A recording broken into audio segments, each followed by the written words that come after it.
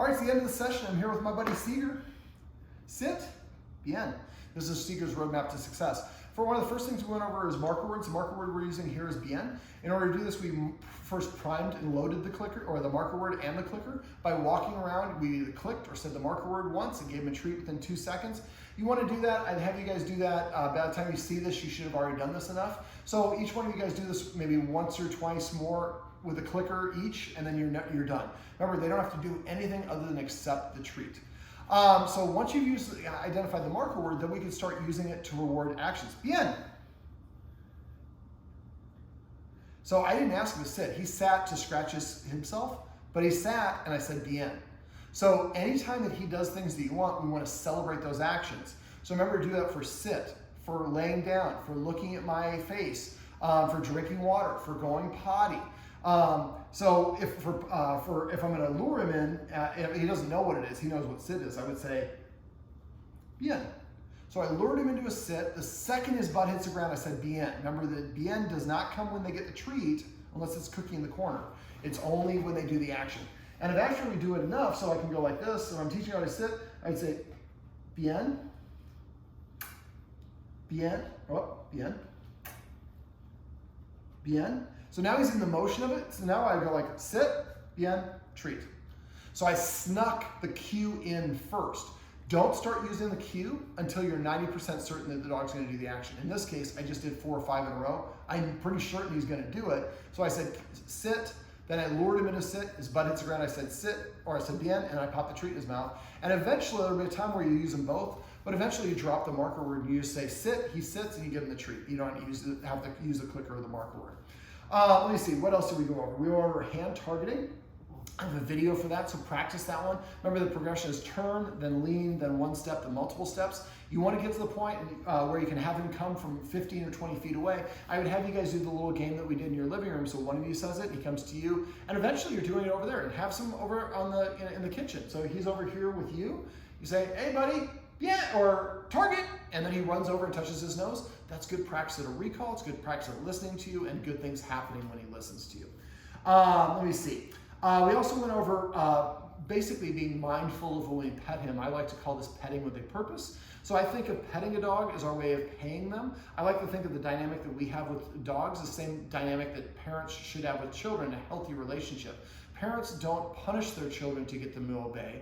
They teach them, they nurture them, they educate them, they create scenarios where they can help them learn to say, for example, please or thank you. I think of sitting or laying down as kind of a way of saying please or thank you. So next time he nudges you, tell him Dad, make me a pizza. Do you want to try that again? Dad, can you please make me a pizza? Yes, I'll make you the pizza. So when he nudges you, he's saying, pet me, damn it. Would you like to try that again and sit? Yes, I'm sitting. Could you please pet me? Bien. And then we pet him. Remember, for petting, pet under the chin, on the chest, or on the shoulders. Try to avoid reaching over his head. For petting with a purpose, if he comes up and nudges you or paws you or whatever it is, you're going to tell him to sit. If he's already sitting here, tell him to sit here, here, here, or tell him to lay down. If he does it, within 2 seconds, the first only time he said that he does it, you say your marker word and pet him here, here, here, here. If he doesn't, go back to doing what you're doing before. Ignore him. Playing hard to work works great for dog training. Use the watchword of paycheck. If you suspect someone's petting without a purpose, someone says paycheck to me, even if I did it right, I'd stop petting. I'd say sit, he sits, bien, and actually tell the person, yeah, I did it right, you missed it, you didn't see me do it, but thanks for reminding me because I do forget to pet without a purpose. We also went over capturing, or what I like to call celebrating, which is rewarding the dog when it does the things you want on its own accord. So every time he comes to you, say bien and pet him. Every time he sits down, bien and pet him. Every time he lays down, bien, drinks water, bien, whatever it is. So, and basically if you see your partner misses an opportunity, let's say he walked up and sat down and I didn't see it, they say, celebrate, bien, and pet him. Don't ask, what did I do it? Just say, take their word for it, say your marker word and pet them. Also be careful about how you say your marker words. Bien and bien are 2 different words to dogs. So however you want to say it is fine, just be consistent in your pronunciation. Bien, that's a perfect example of it right there. You see how his nose is up and his tail is relaxed? That's a good indication of being calm and comfortable. We also went over the importance of exercise. Sniffing on walks burns more energy than walking on the walks. Playing tug of war is a great way to burn energy. He's got kind of some funky paws. I don't think it's a birth defect. I think it's just he's got like basset hound or something in him, who's arms are built that way. And if you do the test, do the embark. It's got bark in the name. It's the most accurate one. Don't do one where they're on sale because you'll get inconclusive results. Let me see. For exercise, you can also do a mental exercise instead of physical exercise. So cookie in the corner was where it showed him I have one treat. I said hunt as I threw it. When he ran over and looked it up, I said the mark word. Now remember, that's unusual. Usually we say the mark word for the action, but in this case, getting the treat is the action. And we're introducing the concept. Hunt means go over there and look for treats. So first I say hunt and throw one treat. Mark when he gets it, then it comes back over to me. I might celebrate that and say bien, because he came to me. And then next time I throw two treats out and say hunt as I throw him, he runs over and gets them, bien, bien. And I know he's gonna come back to me, so now I can sneak in that cue. Come, he comes back to me, bien, give him a treat. Now I got 3. And I work myself up to about 5 or 6. Don't do this in rooms or areas that you don't want him to look for stuff, otherwise he'll go hunting in the wrong places. Then eventually he's out on a walk with one of the guardians. You could hide 5 or 6 treats in this area. And when he comes in, he looks at you and say, hunt. Holy cow, there's a bunch of treats. And he goes in sniffing. Remember, sniffing burns a lot of energy for dogs. So now that's a great way to burn energy. And Google scent games, there's a whole bunch of versions of that. Get a snuffle mat, feed him out of a snuffle mat. That's a great way to have him work for his food. It boosts his confidence. It slows down the feeding process. It gets him exercised. It really accomplishes several things at once. Get a Tricky Trainer Omega Treat, or Omega Treat Ball is the orange one I showed you in the video. But there's a whole bunch of other puzzles. I like the ones that are more balls and things that they roll around. The ones that are puzzles, they slide around. Most dogs figure that out like after a while, it's no challenge. But the ball always rolls a little bit differently. So you might get a couple of those. Remember, when he comes up, he's nudging you or he's licking himself compulsively, he might be saying, I'm bored. So let's take him out for a short walk. Let's play hand targeting. Let's do some training. Another great way to burn energy. Training, make sure you're doing 2 to 3 minute training sessions maximum. Always end on a positive. The last thing the dog's gonna remember is the last repetition. If it was one where it was poor, then that's what they're reflecting on. And also, you got frustrated. I don't want to do that again. So make sure you always end on a high note like George Costanza. You get a laugh, drop the mic, and walk out of the room.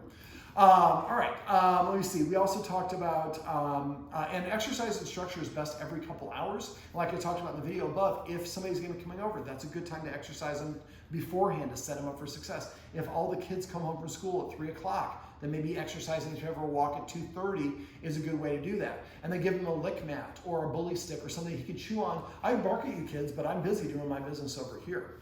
We also talked about rules and structure. Some of the rules I went over: not being allowed in the kitchen when we're preparing food, not being allowed around the dinner table when we're eating, or around guests who have a snack. Also Premax. Premax, remember, less desirable behavior earns me more desirable behavior. So for the couch, he likes being on the couch. Right now he jumps up on the couch and he licks one of his guardians on his head. Nothing wrong with that, but he might think that how I should greet everyone. So what I would recommend is if he comes up to you, tell him to sit. If he sits, then invite him on the couch. And if he doesn't want to come up, then that offer can be rescinded. So, hey buddy, when I give you the green light, you better take advantage, because if you don't, it's a red light later. If he jumps up on you later, you can just step up, stand up, he'll get off. Don't hurt him, obviously. Stand up and just walk away. And then go stand, lean against the wall, and read something on your iPhone. And so that way he doesn't have the ability to do that. So if you see him licking like this, and I think there might be an allergic reaction going on. So I would talk to Suki at the Green Spot. She's a certified animal nutrition expert. And I would probably go on a replacement. Now, I'm not going to speak for Suki, but I would recommend that you ask her about it. And sometimes they'll put her on different types of protein for a month. Try duck meat and see, does he have this still licking problem. You might identify there are 2 or 3 things that it makes it worse. He gets yeast infections and other stuff. But we'd like to know what that is. That takes away a lot of your anxiety. Also, it helps you know what you can and can't get in, which makes it easier to set him up for success. Remember, having chew items or lick mats are other things that you can do for a mental stimulation. And chewing and licking both release endorphins. So if there's somebody that comes over that he doesn't like or is not a fan of, giving him something to lick or chew while they're here is a great way to keep him preoccupied and build a positive association. Let me see. We also talked about, I'm trying to think what else we went over. I think that's just about it. There's a whole bunch of other stuff we went over. Now, if you have questions, please message me. If I don't hear from you, then I'm assuming everything's going great. Get yourself a dog bed. For the dog bed, get it a light color and no pattern on it. I prefer the ones that kind of almost look like a couch. They have, it's flat, like if this is the dog bed, they have a back on it, a little back ledge, and a ledge on this side and this side, but nothing in the front. and make sure there's no pattern. Dog's eyes are not very good for detail. And then you can start leaving treats on there, and Jacob can come back and show you how to do the relaxation protocol. Now there's a room that he likes to go hang out in. I would, if you want him to do in there, I would play cookie in the corner or in there a lot. Hide treats in there. And every time he leaves that room, make sure you leave a treat right in the middle of the room. After a while, he starts going to the room every time he walks by that hallway. Then start making the treat a little bit harder to find. If you want him to be in that room, start helping him practice going in that room. And that's a great way for him to practice a little bit of being alone. And eventually with the relaxation protocol, you put him in the dog bed and then ring the doorbell or make yourself dinner or eat dinner, and he stays here because that's what we've conditioned and trained him to do. Remember, when you're going to train him to do something, don't do it in the moment. Create a situation where you can kind of control the environment and the elements, and you only give him a couple options, and you help him practice doing the things that you want. You take away the things you don't want, so it's not even an option. And after he practices doing the thing you want enough times, he's just going to continue doing that because that's what gets me the treats. And after a while, that becomes the learned and practiced behavior, and that's what he's going to continue doing.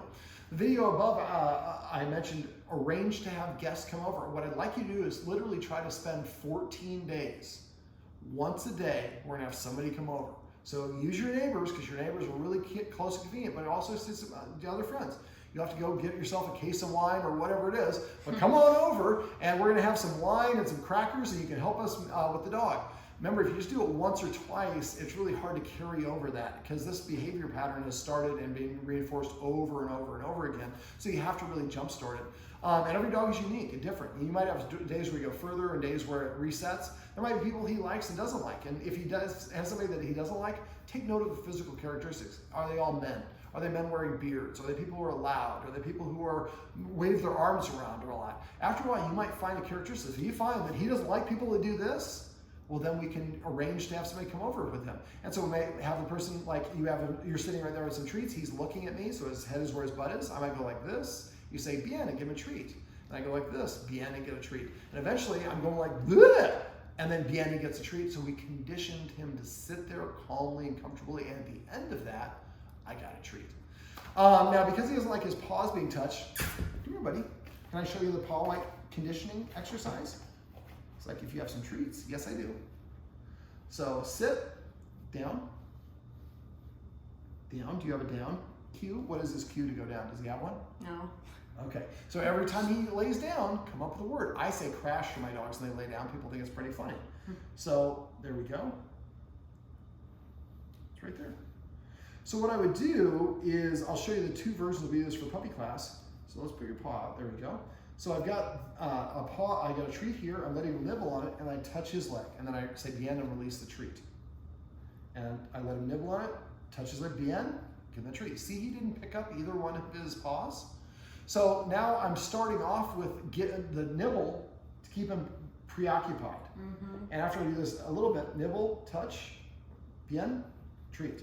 Now I switch it to bien, treat. You saw he moved his leg a little bit. This is a little bit too fast to do this, but that's an important switch. So we want to say that you touching my paw means an indicator I'm about to get a treat. So you do it very slow stages. It's just a touch and then a treat. If he moves like that, we see that as a small thing, but that's his way of saying I didn't like that. So I might touch a little bit faster or lighter and quicker. Bien. Bien.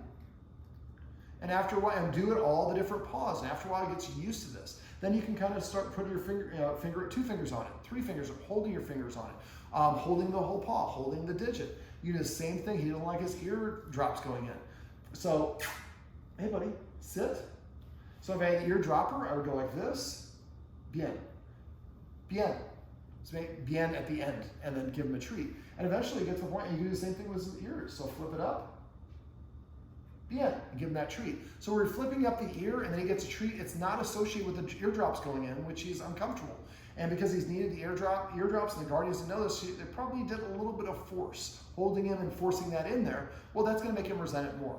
So remember, anytime your dog has something it doesn't like to do, recreate that situation, like I talked in the video above, set him up for success by getting him some exercise, make sure there's not a lot of distractions going on, and break it down into small steps. Practice the step, then a treat, and then a little step, do that a couple times, and try to go a little bit beyond that, add on to that a little bit, and then bien, and then a treat, and eventually you get to the point where you're doing the whole thing. At the end, he's happy that you put the drops in, because at the end of the drops, I get my treat.